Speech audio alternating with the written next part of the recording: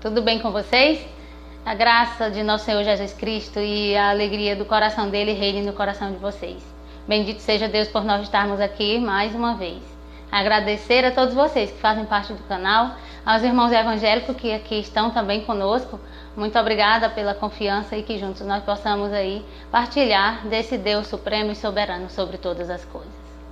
Vivemos a nossa vida numa eterna busca, né? Estamos aí o tempo todo a buscar, porque existe dentro de nós um vazio, um buraco, e que a gente tenta preencher aqui, só que nunca vai dar certo. Nunca vamos conseguir preencher esse vazio, esse buraco com as coisas daqui. E tem um homem que deixou para nós um conselho, porque ele experimentou de tudo e chegou a essa conclusão. Salomão, o homem mais sábio da terra, e também aquele que foi o rei que Deus disse que não teria outro rei igual a ele em glória. Então ele teve toda a glória, ele teve toda a fama, ele teve as mulheres que quis, Salomão teve de tudo. E ele deixa pra gente um conselho. Em Eclesiastes 12:13, ele diz, depois de tudo, de ouvir tudo e viver tudo, a conclusão é: temam a Deus e guardem os seus mandamentos. É o que todo homem deve fazer. Eu quero chamar a atenção aqui, gente, a nossa atenção para a palavra dever. Ele diz, é o que todo homem deve fazer. Ou seja, não é o que todo homem quer fazer, não é o que todo homem talvez vá fazer, é o que deve. Então dever significa que por vezes eu vou fazer alguma coisa que não é o que eu quero, mas é o que eu devo fazer. Só que a gente vive o contrário.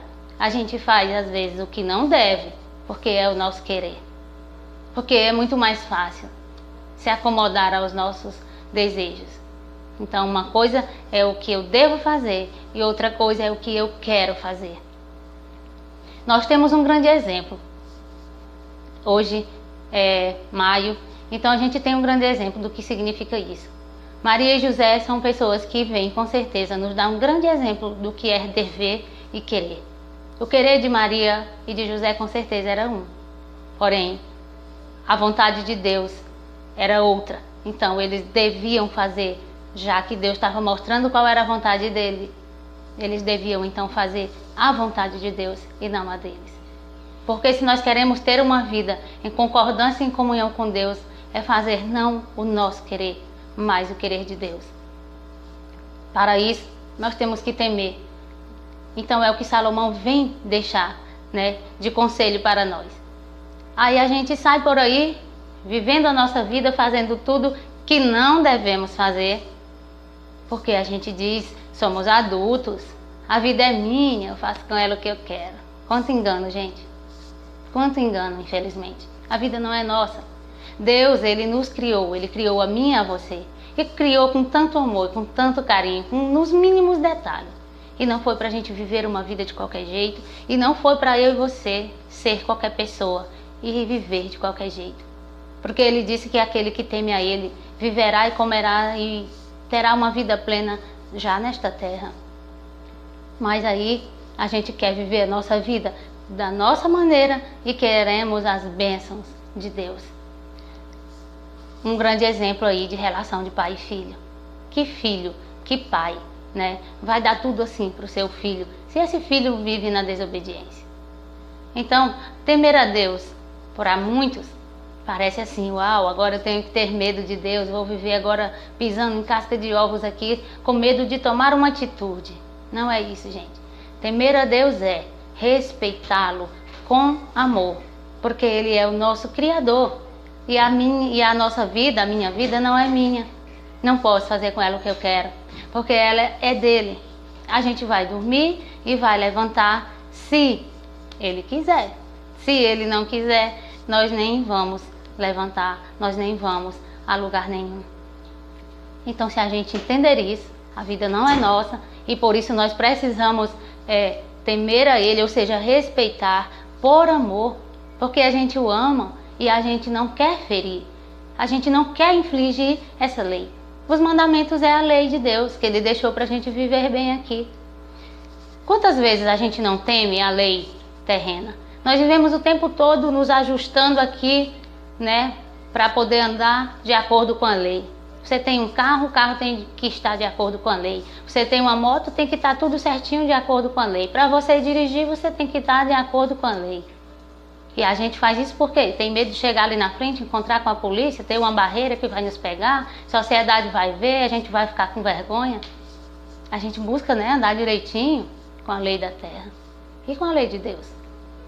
Porque aparentemente ninguém está vendo, porque aparentemente é minha vida e nada vai acontecer. Aí a gente sai traindo, a gente sai desejando as coisas dos outros, a gente sai matando, tudo que é contrário ao que o mandamento diz. A gente sai levantando falso testemunho, sai fazendo tudo, porque ninguém está vendo e não tem nenhuma lei na terra que, né, vai nos punir aparentemente por isso. Mas e aí? Como vai ficando a nossa relação com Deus diante de tudo isso? Como vai ficando a nossa relação com a lei quando a gente vai andando todo irregular aqui na terra, com as coisas da terra? A gente vai andando sempre escondido, né? Então com Deus é a mesma coisa. A partir da hora que a gente vai fazendo as coisas da nossa maneira, só do nosso jeito, a gente vai começando a se esconder de Deus. Não temos mais nem coragem de ir diante dele, porque no fundo a gente sabe que está errado. Mas não é por ter medo, gente. É por amor que a gente precisa andar de acordo com Deus. É porque você não quer ferir quem você ama. Quem de nós quer ferir a pessoa que a gente ama? Você ama seu filho, seu esposo, sua esposa, seu pai, sua mãe, e você faz de tudo por ele, porque você não quer ver o seu pai, sua mãe, enfim, seus entes queridos, seus entes amados tristes. Então, com Deus é a mesma coisa.